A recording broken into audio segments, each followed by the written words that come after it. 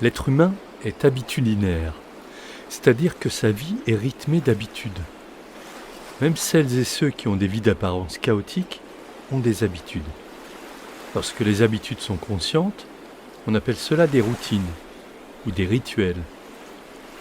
Rien à voir avec le fait religieux, on parle de rituels chez les sportifs, mais aussi chez les artistes et dans de nombreux autres métiers. Le poker ne fait pas exception. Tu trouveras sans doute sur Google des articles ou des vidéos sur les rituels des joueurs avant un tournoi ou une session. Ce qu'il faut comprendre, c'est que si tu n'as pas de rituel conscient avant une session, tu vas effectuer des actes inconscients dont tu ne maîtrises ni l'utilité, ni la pertinence, et dont tu ignores s'ils te mettent en orbite vers ton e-game, ou si au contraire, ils te pénalisent. Pour le dire simplement, il vaut mieux maîtriser ce que nous faisons juste avant notre session, plutôt que de laisser le hasard ou les mauvaises habitudes prendre le pouvoir. Mais si en réalité tout cela commençait beaucoup plus tôt, dès le début de la journée, car lorsque nous parlons des habitudes, alors tout devient important. Comment nous nous levons, comment nous mangeons, comment nous travaillons, quel est notre environnement lorsque nous jouons au poker, quel est notre rythme hebdomadaire de travailler aux tables et hors des tables, quel est notre rythme de sommeil, quel temps nous consacrons au sport et quelle place nous laissons à la vie hors poker, et quelle place nous laissons pour le rien, pour l'improvisation, pour la fête et pour l'imprévu. Et si tu prenais le temps de réfléchir à cela pour organiser en conscience ta vie de joueuse de poker, je n'ai plus à te prouver qu'en organisant ton temps, tu vas l'optimiser et tu vas en gagner beaucoup plus que tu ne penses. Mais il y a ces fichues habitudes qui sont installées depuis longtemps, peut-être depuis toujours. Nous copions aussi souvent les habitudes de nos parents, le rythme de vie qu'ils nous ont imposé lorsque nous étions enfants.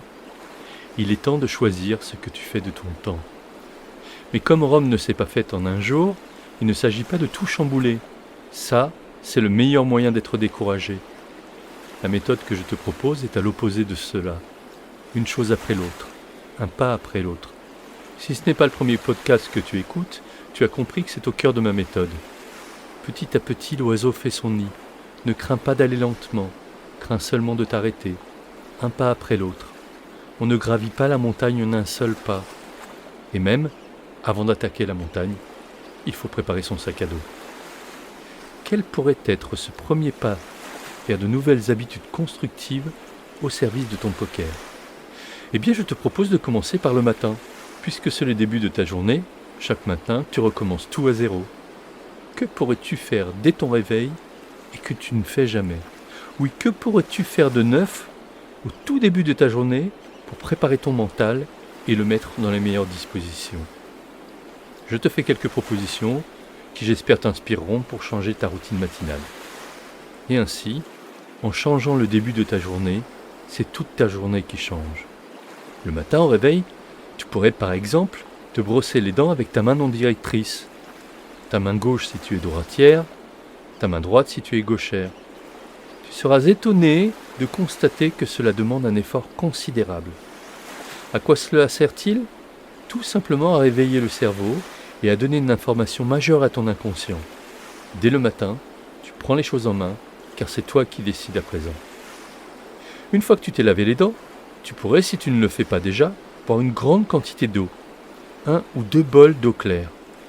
Il se trouve que la nuit, notre cerveau consomme énormément d'eau. Sais-tu que beaucoup de nos contemporains sont déshydratés dès le matin et ne le savent pas? Boire de l'eau en abondance le matin s'appelle une douche intestinale, car cela réveille ton corps de l'intérieur, comme la douche de l'extérieur. Ensuite, justement, sous la douche, tu pourrais prendre un engagement pour la journée à venir. Quelque chose que tu es sûr d'exécuter. Pas forcément quelque chose d'impossible ou d'incroyable, juste quelque chose de simple, que tu souhaites réaliser et que tu sais que tu vas réaliser, comme un engagement avec toi-même. Ainsi tu cultives la confiance en toi, bien entendu à partir du moment où tu réalises ce pourquoi tu t'es engagé. Le matin, tu peux aussi faire ton lit. Ça paraît anodin, mais ça a une très longue portée, car lorsque tu te coucheras le soir, en découvrant le lit fait, tu auras ainsi le témoignage de l'attention que tu as eue dès le début de ta journée et de la qualité que tu mets à présent dans ta vie quotidienne. Tu en veux d'autres? Lire 20 minutes le matin est une très bonne manière de mettre en route ton mental. en choisissant une lecture motivante et positive. C'est comme donner à manger à notre mental au début de la journée et ainsi lui indiquer la journée que nous voulons vivre. Allez, une petite dernière pour la route. La visualisation. Commence ta journée en te visualisant le soir, satisfaite, contente, fière de toi. Projette-toi dès les premières heures vers une journée positive, constructive, créative et utile, afin de choisir la couleur de ta journée au lieu de la subir. Tu trouveras dans cette application des podcasts sur la visualisation. Il y a tant d'autres possibilités. Je te laisse les inventer. Une dernière info, la routine va de pair avec la répétition. Et les recherches en neurosciences démontrent que 21 jours d'affilée est le temps minimal pour installer des connexions dans notre cerveau et commencer à ressentir les effets bénéfiques qui entraînent le besoin de refaire chaque matin. Un peu comme une drogue, mais une bonne drogue, utile et légale. Je te souhaite de commencer dès ce matin ou demain matin ou plus tard, et que ces prochaines journées soient celles d'un changement radical au service de ton poker.